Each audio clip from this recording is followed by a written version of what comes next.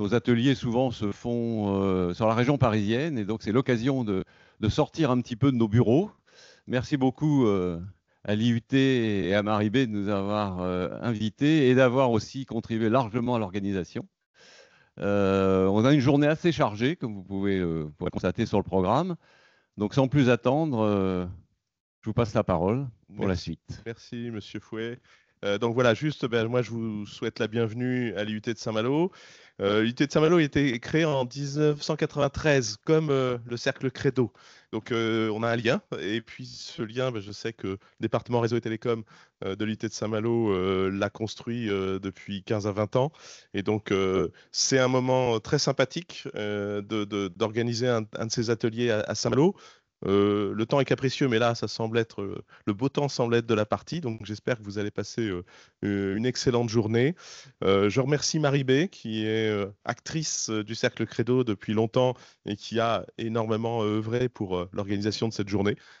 Je le répète, c'est un réel plaisir de vous accueillir. J'espère que ce sont des échanges très riches, et je n'en doute pas. Et puis, je remercie Philippe Fouet et le Cercle Credo pour ce bel événement hein, qui nous honore. Et on est vraiment très heureux de vous accueillir. Donc, passez une excellente journée de travail au sein de l'IUT de Saint-Malo, qui a vraiment le plaisir de vous accueillir. Merci, Monsieur Gaillan, directeur de l'IUT. Pour ma part, effectivement, je suis donc Marie-B Pierre, en télécom et en réseau opérateur et également chef du département réseau et télécom. Donc là, vous êtes dans l'aile de l'IUT, département réseau et télécom. Donc pour cette matinée, nous allons d'abord commencer par une présentation du Cercle Credo par Jacques Polleny. Ensuite, je vais vous présenter la formation réseau et télécom. Et ensuite, Norbert Friand de Rennes Métropole vous présentera le thème de la souveraineté dans l'innovation. À midi, nous aurons la pause déjeuner jusqu'à 13h45. Et ce déjeuner pour les personnes présentes ce déjeuner aura lieu dans cette partie du bâtiment au rez-de-chaussée. Les étudiants accompagnateurs ici présents vous accompagneront jusqu'à cette salle. Voilà. Et donc, et sinon, très important, on reprendra ici à 13h45. Voilà, c'est ça qui était important. Donc on reprendra à 13h45. Et comme le Credo, c'est une association très technique, cet après-midi, nous aurons deux présentations. Une présentation sur l'importance des câbles sous-marins par Jean-Louis Leroux d'Orange Marine. Donc vous verrez que combien de ces câbles sous-marins sont importants dans notre écosystème des télécoms. Et puis, lorsqu'on a des câbles sous-marins, ce n'est pas suffisant. Il faut aussi des réseaux terrestres pour aller collecter le trafic. Et donc, Frédéric Chatter d'Equinox nous présentera la sécurité dans les réseaux terrestres longue distance. Ensuite, à 15h, on fera une 15 minutes de pause. Et donc, retour à 15h15 précise. Voilà. Pour un moment d'échange avec les étudiants qui ont préparé 5 questions, un panel d'experts qui nous rejoindra. Donc, parmi ces experts, il y aura des représentants d'Axione, d'ACO, Cisco, Cogicom, Corning et Echo.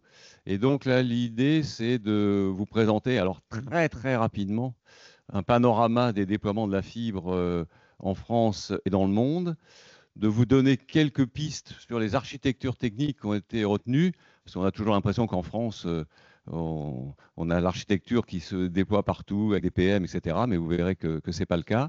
Et puis ensuite, on parlera un petit peu de qualité des réseaux, de pérennité et d'impact environnemental. Ce sera évidemment trop court, puisque cette table ronde durera 1h30, mais j'espère que ça vous donnera envie de creuser le sujet et de participer ensuite à de futurs ateliers du Credo. Voilà, écoutez, sans plus attendre, je vais laisser la parole à notre délégué général, Jacques Polleny, qui va vous présenter le Credo pour ceux qui ne le connaîtraient pas. Bon, ce qui est improbable, hein, mais ça vous aussi. Pour ceux qui le connaissent, ça sera juste un petit refreshing de vos connaissances. Voilà. Jacques, je te laisse la parole. Merci Philippe. Donc je me joins donc à toi Philippe pour remercier l'IUT de Saint-Malo et Marie B donc, qui a beaucoup contribué avec toi donc, à l'organisation de cette journée. Et donc je dirais qu'on est un petit peu décalé par rapport à la rentrée scolaire, mais bon, on est en plein dedans. Donc c'est un bon sujet de rentrée. Et avant juste de démarrer, donc je voulais vous transmettre donc le bonjour de notre président, Richard Topper, donc qui est actuellement à l'étranger, qui aurait bien aimé être avec nous et donc qui souhaite à tous de passer une agréable journée. Alors, pour démarrer, donc quelques mots sur le cercle Credo, puisque dans le panel des participants, on a vu qu'il y avait un grand nombre de personnes qui n'étaient pas membres de notre association, donc il est toujours temps, bien sûr, de nous rejoindre. Donc, pour présenter un petit peu ce que je dirais notre activité, donc Philippe le précisait, nous sommes vraiment une association technique, hein, donc, et on est l'association des experts et des acteurs de la fibre optique. Alors, créé en 93, 94, donc ça dépend comment on regarde les dates, mais simplement pour dire que on est aujourd'hui une petite centaine de membres partenaires et que donc nos travaux donc sont dictés par des ateliers, par des événements que nous organisons. Donc, on externalise donc cet atelier. Donc, on voit que ça a beaucoup d'intérêt vu le nombre je dirais de présents que vous êtes. Et donc, je dirais en 30 ans, donc, on a été amené, donc, le fruit de tous les travaux, à la publication d'une trentaine de guides. On a construit le premier démonstrateur de réalité virtuelle d'un réseau FTTH. Alors, je veux dire, en France, en Europe et peut-être même dans le monde, parce que bon, on n'en a pas vu d'autres. Donc, ce démonstrateur, je crois que vous aurez la possibilité de le voir à la pause toute la journée. Et donc, on travaille aussi sur tous les aspects techniques autour de la qualité, de la pérennité des réseaux. Donc, c'est un gros sujet. C'est un sujet qui sera abordé donc cet après-midi. Donc, et on en entend parler, je vais dire, toutes les semaines. Et donc, c'est vraiment quelque chose sur lequel le Cercle Credo s'est penché. Donc, il y a maintenant plus de 2019, donc ça fait plus de 6 ans. Donc, et avec un certain nombre de publications de fiches techniques que je vous invite donc à télécharger.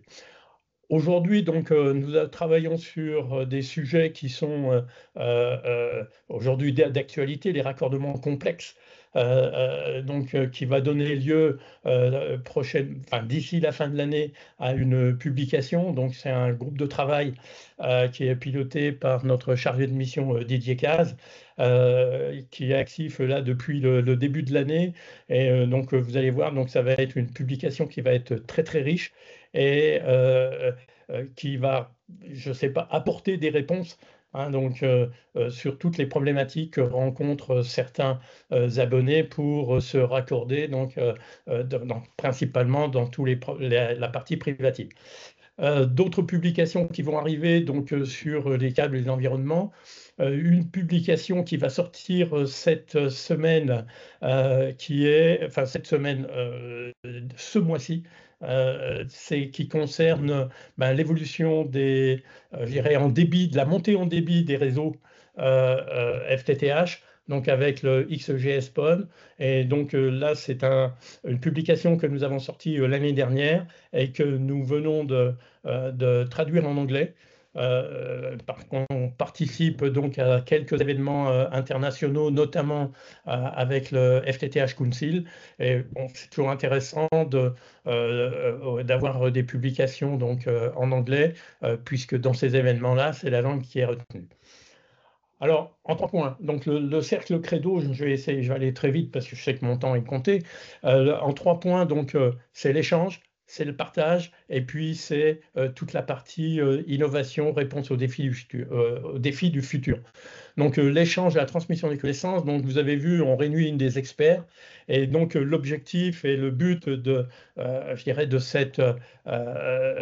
tous les travaux et des échanges que nous pouvons avoir, c'est de partager ce savoir. Donc, je crois que on a un savoir-faire, je dirais, dans tous les domaines. Et aujourd'hui, donc, on fait savoir donc au travers de publications, d'événements, d'ateliers, donc l'échange donc de ces connaissances. On aura l'occasion d'en reparler dans la journée, on va parler de résilience un peu plus tard et autres. Bon, on s'est beaucoup penché sur ce sujet-là, sur la résilience, et bon, on parle très très peu dans tous les discours que l'on entend, je dirais, des aspects techniques de la résilience. On parle beaucoup de gouvernance, on parle beaucoup de ressources et de autres, mais on ne parle pas donc, je dirais, des aspects physiques au niveau des infrastructures, je dirais, des points de vulnérabilité de ces choses-là. Et puis bien sûr, donc, anticiper, donc, ça c'est aussi la marque de fabrique du Credo, c'est de se dire, ben, dans 4 ans, dans 5 ans, quelle sera un petit peu l'évolution de notre domaine, et puis de commencer donc à travailler, à réfléchir sur ces sujets-là. Alors nos membres, vous voyez donc ici un panel, hein, au travers tout, je dirais, ce florilège de logos de tous nos membres. Donc c'est tous des membres qui interviennent, qui sont vraiment dans notre domaine de la fibre optique, et qui sont à chacun dans son domaine à un endroit du cycle de vie, je dirais, d'un réseau fibre optique. Alors, bien sûr, on associe aussi donc à nos membres les partenaires. Donc, c'est pas des partenariats juste où on applique le logo ici sur le slide. Donc, c'est vraiment des échanges que l'on a avec ces différents partenaires, et qui nous permet aussi donc de promouvoir un petit peu toute notre expertise, notre connaissance, et de faire reconnaître un petit peu cette expertise auprès d'un plus grand nombre, je dirais, de personnes, mais aussi des institutions. Donc ça, je crois aussi que c'est quelque chose qui est important. Alors oui, juste, excusez-moi, on travaille aussi, donc vous voyez juste en bas, donc au niveau de l'ARCEP. Donc on est au comité des experts fibres de l'ARCEP. Donc dans tous les travaux, donc je vais en parler juste après. Il y a au fin juillet, donc est parue la nouvelle version du recueil des spécifications de raccordement des réseaux pour les réseaux FTTH. Donc on a beaucoup contribué donc aux travaux, et aussi donc à la rédaction au travers de pilotage parallèle de groupes de travail spécifiques sur ces choses-là, et avec la NCT donc sur tous les aspects audit et qualité des réseaux. Alors, je profite justement de ce premier atelier de rentrée donc pour faire un petit clin d'œil, je dirais, sur le fait, on a parlé de rentrée, on a parlé d'enseignement, on a parlé de formation. Le sujet de l'atelier, c'est formation, innovation, robustesse. Il se trouve que notre stratégie donc 2030, hein, que nous avons à laquelle nous avons réfléchi l'année dernière, et que présentée donc à tous nos membres, bon, elle est vraiment bien dans la même démarche. Donc on a vraiment cette synergie avec le monde éducatif, et vous voyez les 3 sujets qui sont abordés aujourd'hui donc sont présents dans notre stratégie, hein, puisqu'on a une stratégie à 3 piliers: la valorisation des expertises, l'innovation et l'observation. Donc, au niveau de la valorisation des expertises, donc qualité, maintenance, résilience, sécurité. Donc, c'est des sujets sur lesquels, donc, avec Marie-B, on échange régulièrement. Donc, et là, donc, on est aussi sollicité par des interrogations d'étudiants ou qui sont même passés dans la vie active. Donc, ça, c'est quelque chose qui est intéressant. Donc, la diffusion des bonnes pratiques, donc la formation, labellisation. Donc, ça aussi, c'est quelque chose. Et puis l'innovation. Donc, bon, on a parlé tout à l'heure de XGS PON, donc les nouvelles technologies PON, mais il y a d'autres sujets comme l'intelligence artificielle. Donc, j'aurai l'occasion d'en parler avec communication quantique, donc intelligence artificielle qui a donné lieu à un rendez-vous de la fibre. C'était notre dernier rendez-vous de la fibre, qui a été vraiment un très très gros succès. Et puis après, donc tout ce qui va toucher donc le POLAN et le FTTR et les communications quantiques, j'y reviendrai après. Voilà. Alors les travaux du cercle aujourd'hui donc sont répartis donc au travers de plusieurs groupes de travail. Nous avons des chargés de mission qui pilotent ces groupes de travail. Donc on a parlé de la résilience, donc qui a donné lieu à la publication d'un premier guide mi-2024. Et donc, il y a, donc ce groupe de travail est réactivé donc pour le compléter, parce que donc entre-temps, donc il y a eu je dirais d'autres phénomènes climatiques qui ont mis en évidence d'autres points de vigilance. Donc, et puis aussi tous les aspects cybersécurité. Donc ça, c'est quelque chose qui demandait donc de compléter ce guide. Donc, et on espère encore rallier je dirais, autant de contributeurs que nous avons eu sur le premier. La fin du cuivre, donc ça c'est aussi une publication de fin 2024, donc la fin du cuivre principalement sur la partie immeuble, donc la partie terminale, et donc en préparation l'année prochaine, donc début d'année prochaine, un nouveau groupe de travail donc sur la fin du cuivre. Les raccordements complexes, j'en ai parlé. Donc ça, c'est quelque chose qui est concret, qui donnera lieu à la publication d'un guide vers le mois de octobre-novembre, plutôt novembre. La fibre entreprise, donc ça, c'est aussi un groupe de travail qui est actif depuis le début de l'année.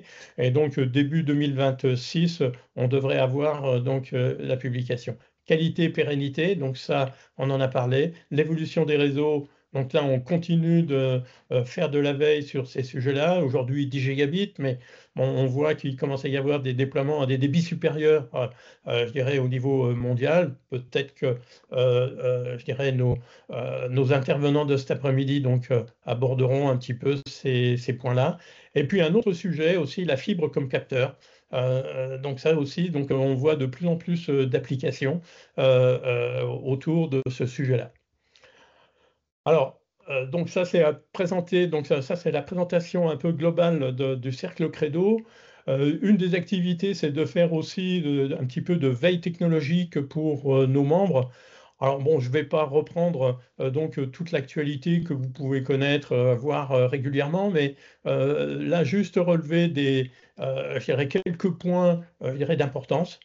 Donc le BEREC, qui est le groupement qui regroupe tous les régulateurs des télécoms, donc ont publié le 10 juin un rapport sur la mutualisation des infrastructures télécoms. Donc l'ARCEP est partie prenante je dirais a beaucoup contribué donc à cette publication. Et donc, je vous invite à la lire. Donc, normalement, donc, je vois, j'ai oublié, normalement, il y a le lien pour vous permettre de la télécharger. Orange qui a remporté un très gros contrat en Espagne, principalement sur la cybersécurité, pratiquement plus de 150 millions d'euros. On parlait de XGS PON tout à l'heure, donc vous voyez que Covage, donc au niveau entreprise, évolue donc, et fait évoluer son réseau sur le 10 gigabits PON. Une autre information qui est intéressante, c'est Alcatel Submarine Network, donc pour ceux qui ne le savent pas, qui a été, je dirais, où le gouvernement français donc, a repris Alcatel Submarine Network, et donc avec Mistral et United Cloud Service, donc se sont unis et pour déployer une infrastructure souveraine d'intelligence artificielle générative en France. Donc ça aussi, donc ça c'est un point important. Et puis Amazon, Amazon, donc vous savez c'est la constellation de satellites Kuiper, 3000 satellites, qui s'est vu attribuer par l'ARCEP l'autorisation d'utilisation de la bande de fréquence adéquate. Donc, et à savoir aussi que cette constellation de satellites s'appuie sur les lanceurs Ariane. Donc, il y a une très grosse contribution française et européenne donc, sur cette constellation de satellites. Alors, on a parlé de l'ARCEP. Donc, l'ARCEP actuellement a beaucoup de sujets sur le feu. Donc, j'ai parlé tout à l'heure de la publication je dirais, de la V13, du recueil, mais aussi une publication sur la résilience des réseaux télécoms, donc c'est vraiment le sujet d'actualité, et puis aussi une consultation publique donc, qui se termine le 15 octobre sur les conditions économiques du maintien en conditions opérationnelles. Donc on sait que les collectivités ou tous les porteurs de RIP donc ont alerté l'autorité de régulation sur les conditions économiques, je dirais, de toutes ces opérations d'exploitation et de maintenance. Et donc là, l'ARCEP a lancé une consultation. Donc à notre niveau, même si le cercle Credo n'est pas concerné, donc on fera aussi une contribution, donc des recommandations. Donc voilà. Et puis la NCT, donc tous ceux qui le savent, Zakaria Alarian donc, a rejoint, qui était le directeur des programmes France Très Haut Débit et Mobile, donc a rejoint l'ARCEP, le collège de l'ARCEP, et Bastien Collet, donc, qui l'a remplacé. Alors, prenez date, donc ça c'est un petit peu notre agenda jusqu'à la fin de l'année. Donc aujourd'hui, donc vous voyez l'atelier, donc 2 octobre, donc un autre. Alors cet atelier aujourd'hui est ouvert à tous. 2 octobre, 6 novembre et 4 décembre, donc des ateliers qui sont réservés à nos membres. Des événements, donc on a parlé donc du guide HESPON, un flyer résilience, bien sûr. En octobre, la fiche technique et puis un webinaire sur les câbles environnement. En novembre, les raccordements complexes et puis donc un nouvel événement. Alors ceux qui ont connu dans le passé les afterwork, donc c'était un petit peu les lieux de rencontre que nous organisions le soir, une fois par trimestre. Donc là, on change un petit peu de modèle. Donc on va organiser des petits déjeuners techniques. Donc il y en aura un donc, au mois de novembre. Et puis au mois de décembre, donc un rendez-vous de la fibre sur lequel on travaille actuellement. Et puis les événements partenaires, donc j'aurai l'occasion d'y revenir juste après. Donc on voit là, donc donc le 23 septembre, donc notre chargé de mission Didier Caz fera une intervention avec Orange dans le cadre d'un événement organisé par Smart Building Access, donc sur la fermeture du réseau cuivre. Donc ça, donc à ce jour, enfin, il y a de ce que j'ai eu la semaine dernière, plusieurs centaines d'inscrits déjà au webinaire. Donc, preuve que c'est un sujet qui intéresse beaucoup. Donc, toute la partie, je dirais, le cercle des membres du SBR. Ville Internet, donc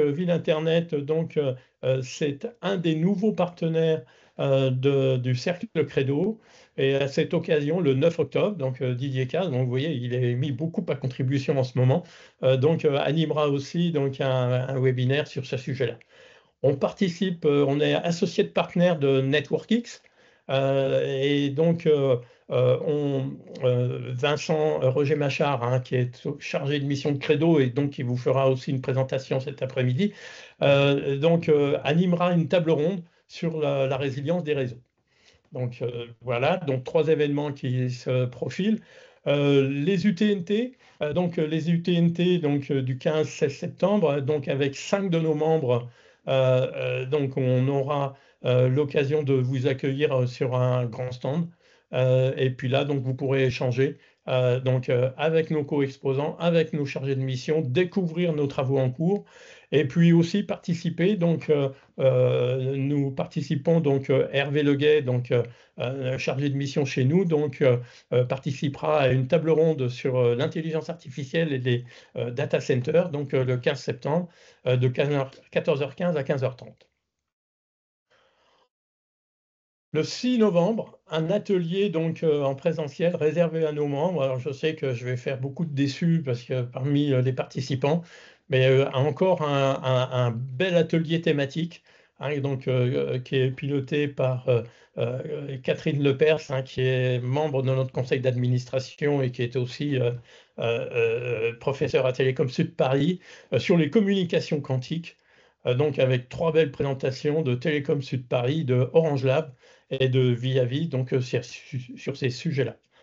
Donc ça, c'est ce qui est à venir. Et puis moi, j'ai fini et je suis même en avance, Philippe.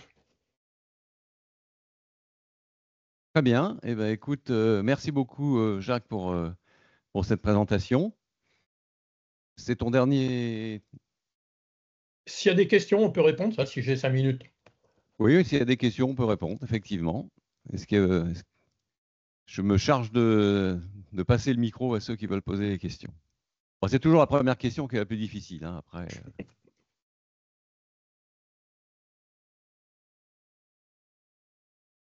Oui. Ah bon.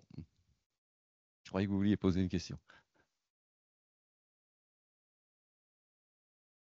Vous parlez beaucoup de rapports que vous faites où vous partagez les informations du Cercle Credo. Est-ce que vous faites aussi des choses plus ciblées pour les étudiants afin qu'ils puissent, notamment dans les filières R&T, découvrir l'association Cercle Credo et les projets qui sont menés pour elle? Alors, je vais répéter la question parce que je suis dans les montagnes là, donc c'est pas forcément tout bien décrypté. Ou si tu peux répéter la question, Philippe, parce que En fait, la c'est pas question, très. c'est est-ce que le Cercle Credo fait des publications qui seraient plutôt orientées pour les étudiants, notamment pour tout ce qui concerne la R&D? Je pense ce qu'on peut vous dire, c'est que toutes nos publications sont téléchargeables Ouais, gratuitement sur le Cercle du Credo. Donc voilà, notre façon de partager l'info avec tout le monde, c'est de faire en sorte que ce soit gratuit.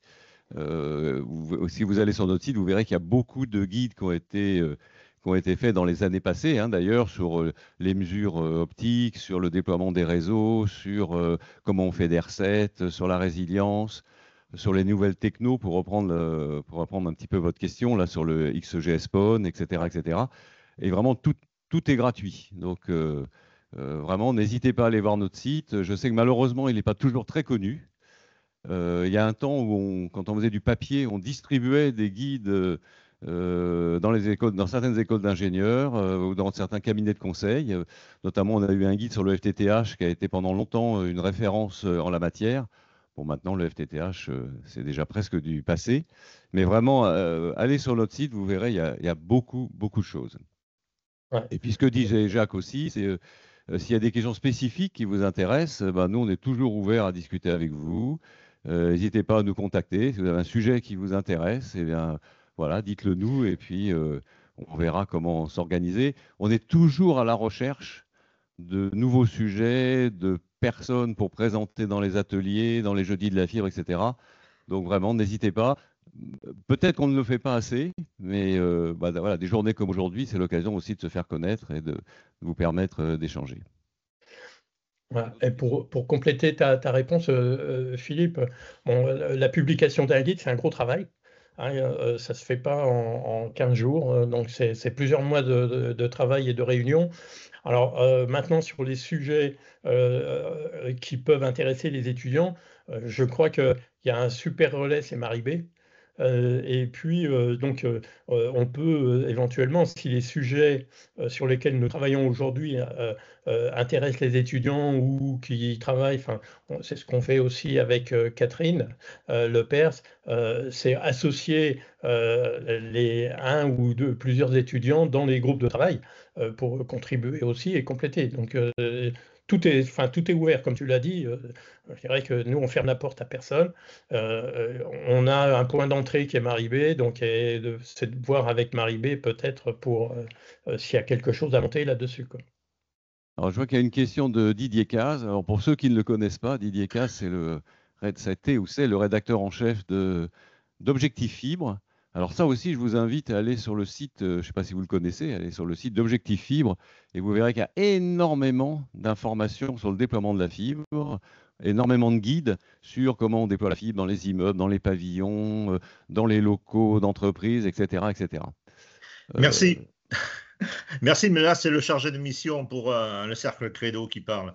Un simple rappel, l'UTNT, c'est le 16 et 17, pas le 15 et 16, si vous voulez vous y rendre. Bon, c'est une page de publicité, c'est ça. Est-ce qu'il y a d'autres questions? Non? Bon, Ben, bah, on est très à bien. l'heure, Philippe. Impeccable. Merci beaucoup, Jacques. Maintenant, je vais laisser la parole à Marie pour la suite.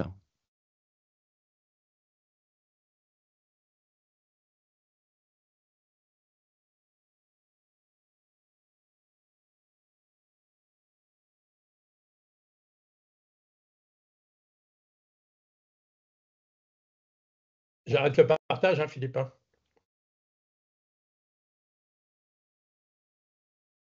Merci, hein, Jacques. Tu as été plus rapide. En général, tu es très, très bavard. Hein, c'est étonnant. Ah non, mais j'avais reçu les consignes. Hein.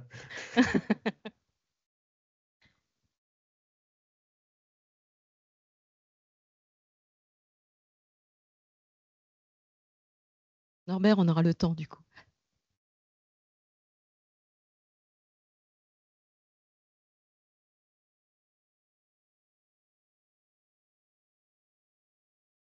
Voilà, Marie, à toi de jouer.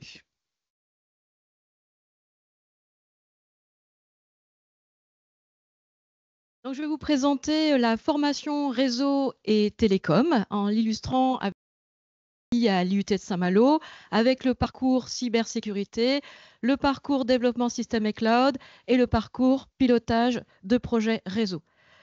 Alors, les IUT...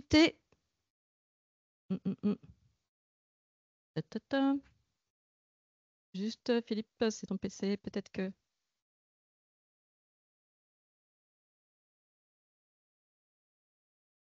Sur cette partie. Ça ira, là ? Ouais, ça marche pas. Ok, super. Alors, les IUT existent depuis 1965, donc 60 ans d'existence, et il y a 24 spécialités d'IUT, dont la spécialité réseau et télécom, qui a été créée en 1991 avec le premier département qui a ouvert à Nancy. Aujourd'hui, il y a 29 départements répartis sur l'ensemble du territoire, 27 en métropole, 2 en Outre-mer. Ça représente un peu plus de 3500 étudiants répartis sur les 3 années, 1000 diplômés par an. Les enseignants-chercheurs, les personnels administratifs et techniques ont créé une communauté qui est très dynamique, qui échange régulièrement et qui se réunissent pour parler pédagogie, parler de bonnes pratiques. Et c'est très important puisqu'on est dans un domaine réseau et télécom qui est en perpétuel mouvement. Et donc, il y a d'ailleurs plusieurs enseignants qui suivent actuellement la présentation. J'en fais coucou, n'est-ce pas? Et c'est également, chaque IUT est rattaché à une université. Et en Bretagne, il y a 2 départements réseau et télécom, un ici, donc à Saint-Malo, et un à Lannion. Ces 2 départements RT sont rattachés à l'université de Rennes. Nous sommes donc des sites délocalisés. Alors, un petit mot avant de parler de contenu de formation, un petit mot sur le passage du DUT plus licence pro au BUT. Donc, les IUT créés en 1965 et ont jusqu'à 2021 délivrait plus précisément le diplôme universitaire de technologie, donc le DUT, très connu, qui était une formation en 2 ans, Bac plus 2, et s'est ajouté à partir des fins des années 90-2000 la possibilité de poursuite d'études en licence professionnelle, donc durée d'1 an, pour obtenir un Bac plus 3. Cela a permis de s'inscrire dans le schéma de l'enseignement supérieur qu'on appelle le LMD, licence, master, doctorat, et donc répondre aux standards européens avec les crédits ECTS. Depuis 2021, les IUT délivrent maintenant le diplôme de bachelor universitaire de technologie, appelé le BUT. Donc, c'est une formation en 3 ans, donc de Bac à Bac plus 3, avec une nouvelle approche qu'on appelle une approche par compétences APC. Le référentiel de compétences et le référentiel de formation, c'est écrit par les commissions pédagogiques nationales, CPN, qui regroupent des enseignants dont je fais partie pour la RT et des professionnels du monde de l'entreprise. On écrit ainsi un programme national qu'on appelle PN, qui est commun pour chaque spécialité d'IUT. Alors commun, mais à 2/3 du volume horaire, et il y a 1/3 d'adaptation locale possible sur chaque site. Par exemple, pour Saint-Malo, on approfondit encore un petit peu plus tout ce qui est la partie sécurité des données et on est très tourné vers la partie réseau opérateur. Chaque spécialité propose également des parcours de formation. Et de 24 spécialités, en fait, on a 85 fiches RNCP, donc ce qu'on appelle le référentiel national des certifications professionnelles. Le but est un diplôme de licence professionnelle, ce qu'on appelle donc les LP. Donc on obtient...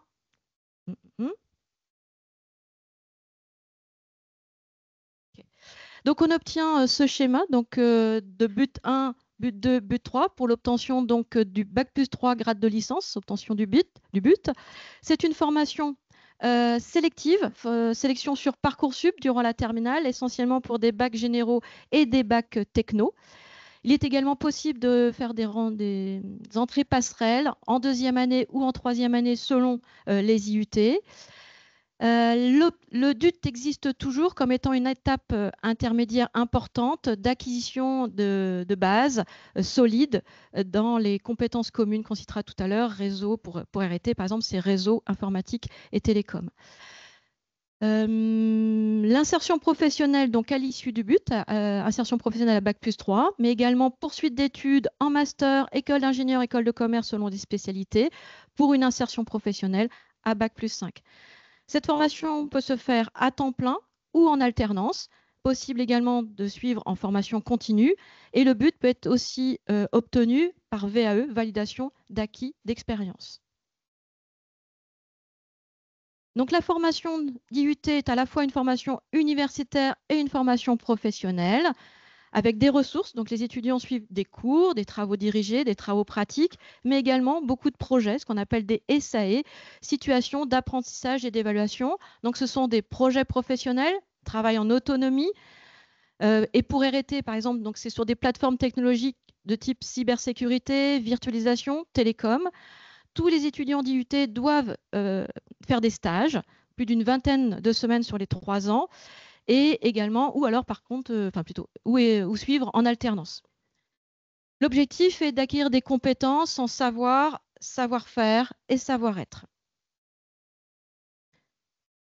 Pour la formation du but RT, l'approche par compétences se décline en 5 compétences, 3 compétences communes qui sont réparties sur les 3 années. Première compétence ici, c'est compétence réseau. 2e compétence, télécom. 3e compétence, informatique. Alors, il n'y a pas un ordre, hein, je cite les 3 compétences. Avec des compétences transversales très importantes qui sont les mathématiques, l'anglais, la communication professionnelle et la gestion de projet. Ces 3 compétences représentent 75% du volume horaire, donc entièrement en première année, une bonne partie sur la 2e année. Et la 3e année laisse un peu plus la place sur les compétences de spécialité, c'est-à-dire que selon le choix de parcours fait par l'étudiant, eh bien, il a 2 compétences spécifiques au parcours, la compétence 4 et la compétence 5. À l'IUT de Saint-Malo, eh bien, cette IUT est ouverte en 1996, presque 30 ans, on fêtera les 30 ans l'année prochaine. 200 étudiants répartis sur les 3 ans. 3 parcours sont proposés. C'est vrai que je n'ai pas dit tout à l'heure, mais il y a 5 parcours proposés en RT. Cybersécurité, développement système et cloud, pilotage de projet, réseau opérateur et multimédia et Internet des objets et mobilité. Et à Saint-Malo, 3 de ces parcours, les 3 premiers, donc cybersécurité, développement système et cloud et pilotage de projet, sont proposés ici aux étudiants à partir de 2e année. 60% des étudiants sont en alternance et l'alternance est possible dès la 1re année ou à partir de la 2e année ou en 3e année. Les étudiants sont accompagnés d'une équipe pédagogique composée d'enseignants-chercheurs qui ont leur laboratoire de recherche à Rennes, IRISA, IETR, LTSI, également des intervenants extérieurs du monde professionnel, souvent des anciens et anciennes qui reviennent donner cours avec nous ou qui suivent qui accompagnent en travaux pratiques ou qui accompagnent sur des projets techniques. Et toute une équipe administrative et technique essentielle au bon déroulement de la formation. Les formations cybersécurité et développement système et cloud sont labellisées SecNumEdu par l'ANSSI, l'Agence nationale de la sécurité des systèmes d'information. C'est un label qui reconnaît les formations de l'enseignement supérieur dans la cybersécurité. Et nous avons également le label Neticien qui reconnaît les formations pour former au net, donc technicien du net.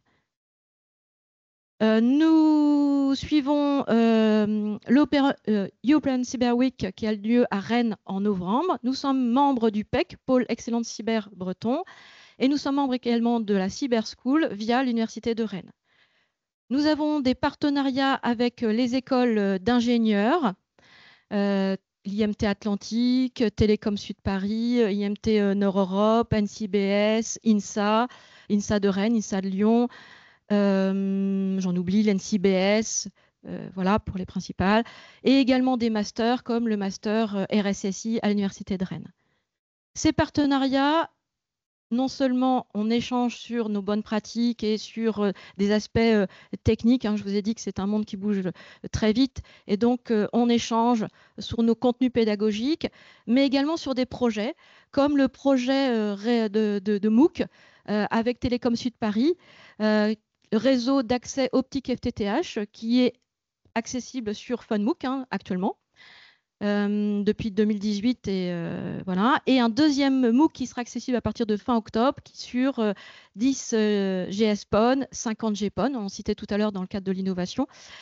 Ces MOOC sont pilotés, la responsable pilote de ces MOOC, donc Catherine Lepers de Télécom Sud Paris, et j'ai été ravie de participer à cet exercice. Hein. Nous sommes un binôme de choc. Voilà, nous sommes tous les deux membres du Cercle Credo. Un autre projet, c'est un projet sur lequel on travaille actuellement, donc en compétences métiers d'avenir, Cyber Skill for All, où là, il y a donc plusieurs établissements, dont l'Université de Rennes et l'Université de Bretagne Sud. Et nous, à l'IUT de Saint-Malo, eh bien, on vient de terminer un bloc d'apprentissage sur la compréhension de la gestion des logs dans un système d'information. Donc, c'est de la sensibilisation à la cyber. Cet exercice va être proposé dès la semaine prochaine aux étudiants de première année et sera proposé aussi aux étudiants de carrière juridique, puisque c'est un aspect à la fois technique et juridique. Et nous allons, tout va bien, normalement présenter dans le cadre du Cybermois le mois prochain. Donc maintenant, si je rentre dans le détail des contenus techniques de la formation, je vais reparler d'abord des compétences communes. Hein, comme je vous disais, ça représente 75% du volume horaire de la formation. Donc, il y a 3 compétences communes. Donc, la première, c'est administrer les réseaux et l'Internet. Donc, c'est par exemple toute la partie configurer un réseau informatique, gérer l'ensemble d'un système d'information, déployer des environnements virtualisés. Et donc, l'objectif, c'est des situations professionnelles comme installation, administration des services réseaux informatiques. Donc, en première année, il commence dès septembre, en première année, hein, voilà, et progressivement, c'est d'acquérir toutes ces compétences et de valider chaque semestre et chaque année ces compétences. La deuxième compétence commune, c'est une compétence... C'est bon, ça met un peu de temps. Ok, c'est créer des outils et applications informatiques pour la RT, donc une compétence tournée informatique. Donc, c'est par exemple traduire un algorithme, manipuler, gérer des données, tester et valider une application informatique. Et pour des situations professionnelles, hein, je rappelle qu'on est sur système de compétences, donc ça doit être appuyé sur des situations professionnelles, donc comme exploitation et sécurisation des données d'une entreprise, automatisation du déploiement et de la maintenance des outils logiciels ou développement d'outils informatiques à usage d'une équipe. Troisième compétence commune, c'est une compétence télécom où j'interviens beaucoup, c'est connecter les entreprises et les usagers. Donc tout ce qui est mesurer, analyser les signaux, déployer des supports de transmission, la fibre optique, également la partie radio, caractériser des systèmes de transmission, connecter les multisites d'entreprises via un réseau opérateur. L'objectif étant vers les métiers de tout ce qui est déploiement et maintenance des supports de transmission, mise en service des équipements d'accès fixes ou mobiles, administration des systèmes de télécom. Donc voici pour les 3 compétences communes, en sachant que je vous ai dit, il y a des compétences transverses, c'est-à-dire pour chacune de ces compétences, les étudiants doivent pouvoir travailler en équipe, communiquer à l'écrit et à l'oral, en français et en anglais, savoir intégrer la gestion de projet, voilà, pour les principaux. Et puis, bien sûr, un peu de mathématiques, hein, puisque dans la partie télécom, c'est important. Alors, maintenant, je vais m'intéresser au parcours. Le premier parcours, là, c'est cybersécurité. Donc, il y a 2 compétences spécifiques pour chaque parcours.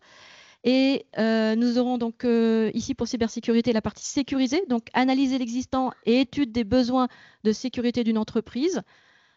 Et également la compétence surveiller, donc surveiller un système d'information, un SI, savoir faire un audit de sécurité, gestion d'incidents de sécurité. Et l'objectif, c'est toute la partie technicien, réseau et infrastructure sécurisée. Auditeur de sécurité technique, technicien SOC, intégrer des solutions de sécurité. Donc ce parcours est labellisé SecNuMedu. Deuxième parcours, qui est un nouveau parcours dans le cadre de la mise en place du but RT. C'est le développement système et cloud. C'est dans le cadre de l'évolution de la structure des réseaux opérateurs de l'Internet et du web.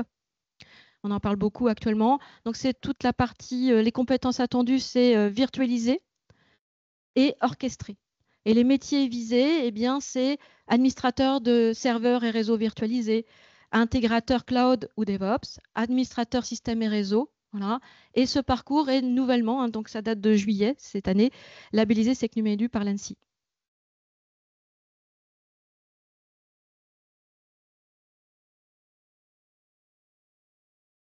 Et troisième parcours, donc pilotage de projet réseau, qui a fait suite en fait à la licence dans le précédent programme du T-Licence Pro, qui était la licence chargée d'affaires réseau.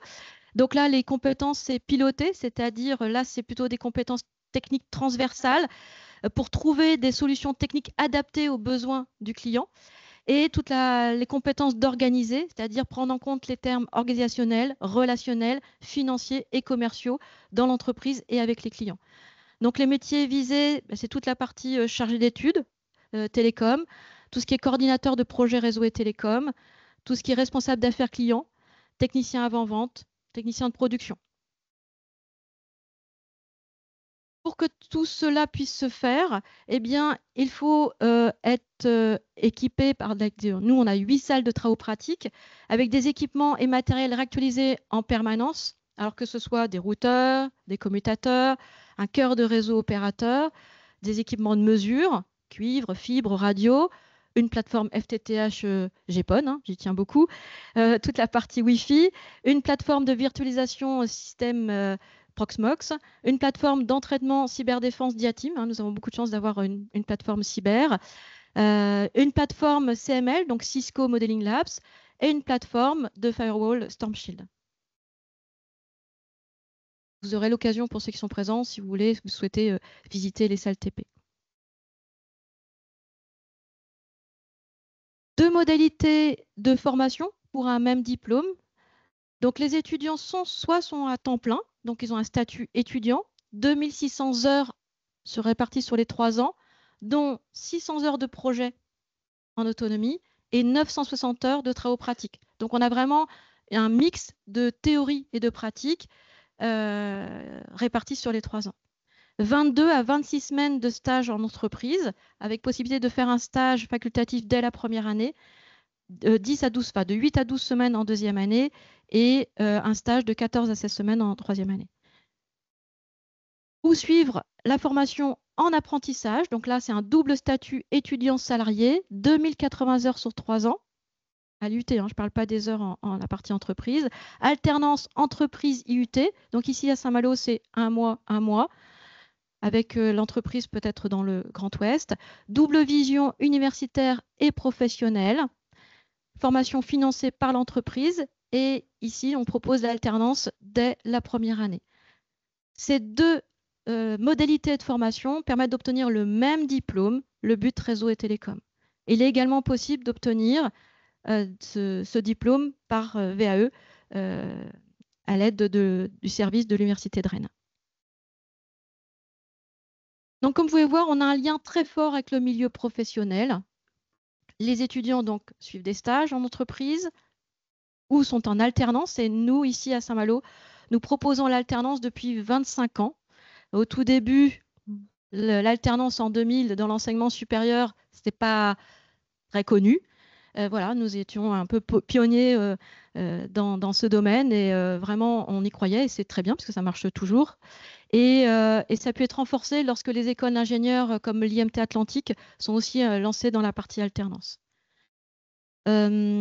Beaucoup d'intervenants professionnels, hein, un peu plus de 70 personnes interviennent, soit pour des conférences, soit pour donner des cours, des travaux pratiques, des projets, pour toute la partie communication professionnelle, voilà, pour faire des entraînements, pour faire des simulations de recrutement, pour des aides sur les CV, les lettres, LinkedIn, et également présent au conseil de perfectionnement. Alors, les conseils de perfectionnement existaient déjà dans le cadre du DUT et licence pro, et on continue, c'est très important. Conseil de perfectionnement, donc on réunit à la fois les étudiants, alors plus précisément, c'est les délégués qui se sont eux-mêmes réunis avec les étudiants de leur groupe, également des enseignants et des professionnels. Et ainsi, on va pouvoir échanger sur les étudiants donnent leur point de vue sur la formation avec les points positifs, négatifs, les propositions. Les enseignants vont, eux, donner leur retour sur la formation et les professionnels, eux, vont leur donner leur retour sur à la fois les formations et ce qui se passe en entreprise. Donc, c'est très important, ces conseils de perfectionnement. Également, donc, des colloques, comme aujourd'hui, et des forums des métiers, un réseau alumni, très important. Hein. Donc, je vous ai dit que l'IUT à Saint-Malo est ouvert depuis 1996 et nous sommes toujours avec des contacts depuis ses premières promotions de 1996 et jusqu'à... voilà, donc c'est très très important. Et d'ailleurs, ce midi, il y aura un stand alumni et vous pourrez les discuter avec les anciens. Partenariat Cisco. Et partenariat Stampshield. Donc, les étudiants passent les certificats. Nous sommes Cisco Academy. Donc, ils passent les certificats de Cisco et de Stampshield. Voilà. Alors, Cisco, c'est pour tout le monde et Stampshield, c'est pour le parcours cybersécurité. Nous avons un parrainage et un parrainage orange. Alors, c'est pour la promotion 2023-2026. Et ce parrainage peut se faire via la fondation de l'Université de Rennes. Et c'est une super occasion. Donc là, on est déjà sur la 3e année. Et ça a été tout un échange à la fois avec l'alumni. Donc, il y a un groupe d'alumni orange, un groupe d'étudiants organisateurs de ce parrainage et tout un échange sur à la fois des tables rondes sont organisées, des visites, des suivis, voilà, parrain, marraine et tout un ensemble de discussions. Pour la promo actuelle qui est présente, nous avons fait un petit peu autrement, mais ça a très bien marché aussi. Nous avons fait des tables rondes l'année dernière et je pense qu'on va continuer cette année, pareil, avec des discussions entre les anciens qui présentent en fait leur parcours, leur activité en entreprise et puis répondre aussi aux questions des étudiants sur comment on s'insère en entreprise, comment on évolue en entreprise, comment on change d'activité ou comment, voilà, tout un ensemble de répondre à leurs questions. Très important également, c'est d'adhérer aux associations. Bien sûr, le Cercle Credo. Hein, donc, pour ma part, je suis le Cercle Credo depuis 25 ans, je pense à peu près, et on est membre depuis presque 15 ans. Donc très très important cette relation puisque comme je vous disais on est dans un monde qui bouge beaucoup et à la fois le Cercle Credo nous ça nous permet de parler de formation et de montrer ce qu'on fait, ce qu'on enseigne et les entreprises membres du Cercle Credo échangent sur les besoins, ce qu'ils font, quelles sont les activités et on fait beaucoup comme a présenté Jacques tout à l'heure beaucoup de veille techno et de discuter aussi avec les institutions.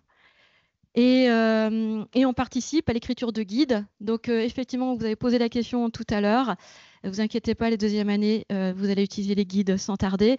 Et j'ai participé à l'écriture du guide sur la partie 10 GSPON et je vous poserai plein de questions sur ces guides.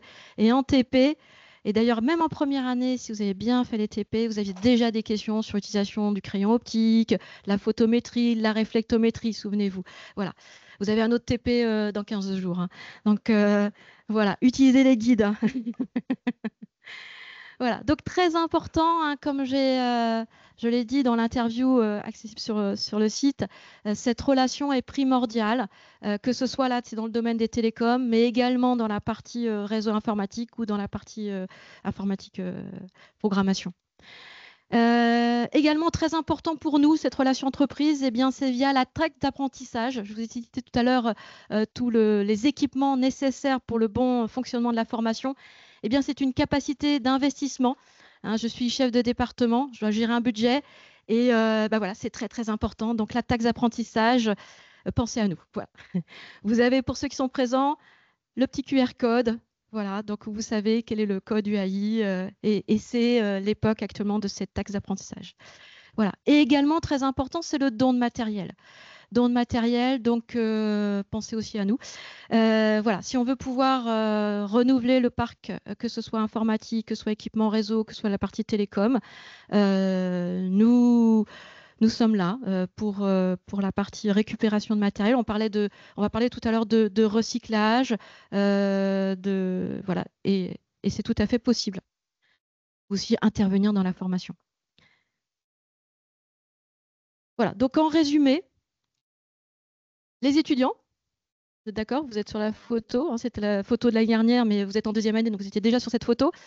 L'objectif de nous, de l'équipe pédagogique et administrative et technique, eh bien, notre rôle, c'est de faire un lien entre les étudiants ici présents et le monde de l'entreprise, voilà, et de pouvoir travailler tous ensemble. J'aurais mieux mettre aussi la photo des enseignants, c'est vrai. Et c'est travailler tous ensemble, c'est de vous accompagner, n'est-ce pas, pendant ces 3 ans, ces 2 ans ou 3 ans, n'est-ce pas, pour pouvoir intégrer le milieu d'entreprise, pouvoir peut-être créer votre entreprise, on verra, et pouvoir aussi revenir donner cours avec nous. On ne fait pas si peur que ça finalement.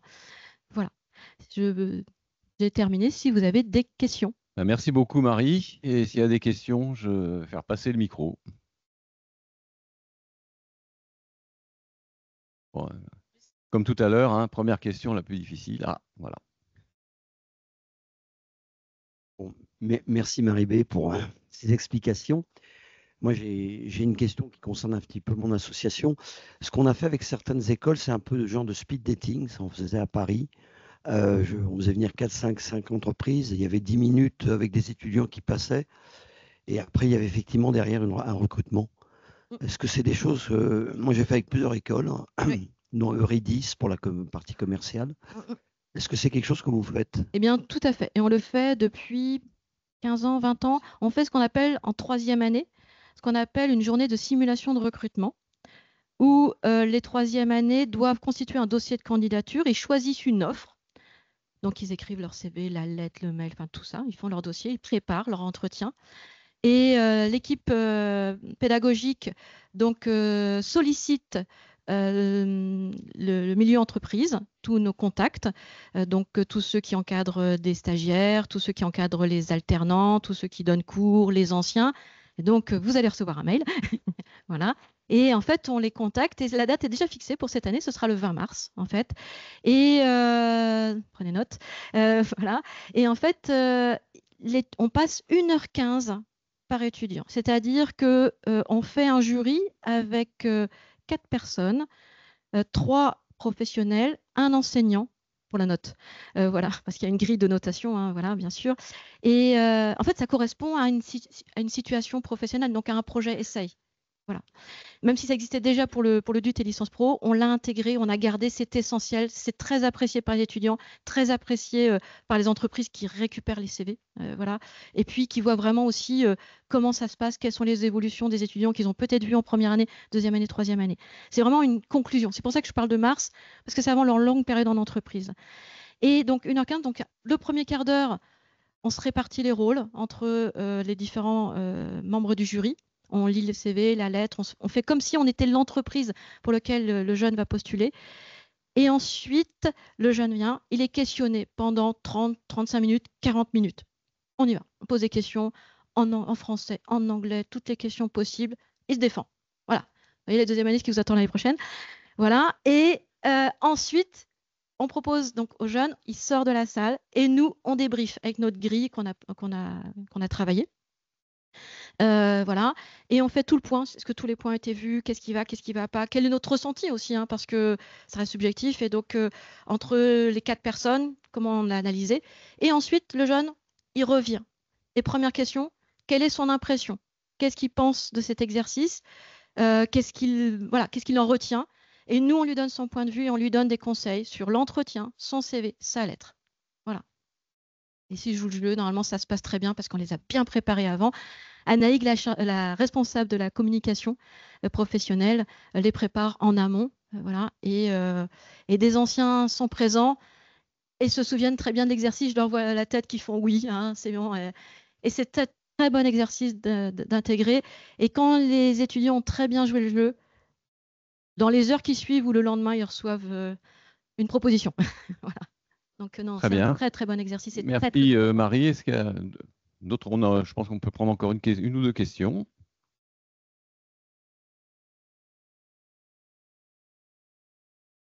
Alors, Olivier Charlot, Orange. Moi, j'ai une question pour toi, Marie. Mais plus globalement pour le Cercle Credo. Ça concerne la féminisation des métiers techniques. C'est un sujet sur lequel Orange, on travaille depuis longtemps avec vous. on a fait des choses, il y a eu des classes spécifiques, il y a un programme fait du numérique et tout. On voit que c'est un sujet complexe qui demande beaucoup de travail, qui a des beaux résultats en qualitatif, mais quelquefois un peu faibles en volume, on va dire les choses comme ça. Donc je voulais savoir plus globalement, est-ce que avec le cercle Credo, il y a des actions ou est-ce que vous avez des idées pour pouvoir avancer sur ce sujet-là? Bien, c'est une très bonne idée, effectivement, parce que on travaille ensemble, hein, Olivier, sur ce sujet. Hein. Donc, alors, je vais parler d'abord de l'IUT. Effectivement, on fait des actions de toute la partie féminisation, qui est un partenariat Orange, Rectorat et l'IUT. Et on a fait les classes, effectivement, de femmes en reconversion. Et d'ailleurs, plusieurs anciennes sont dans la salle. Voilà, donc, et ont été responsables d'alternants, ont suivi des alternants. Donc, ça a été un point très positif. Alors, effectivement, on a eu la période Covid et le nouveau bac avec les mathématiques qui font un peu fuir les filles. Et il y a besoin de ces spécialités mathématiques pour entrer mais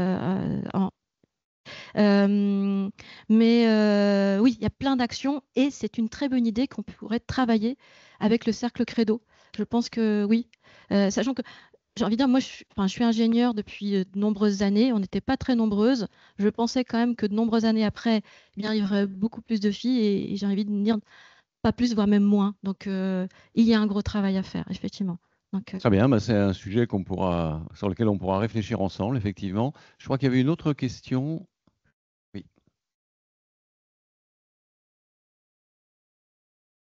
Merci Philippe.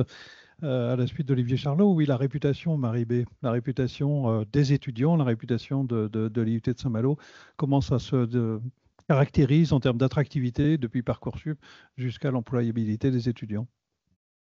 Alors, soit on fait très peur dans la formation, puis finalement, ils suivent, ils ont envie de revenir. Non, mais je pense qu'il y a toute une relation aussi d'accompagnement.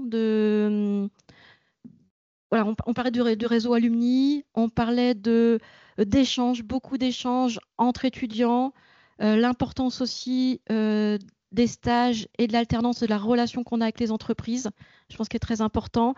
Des contacts.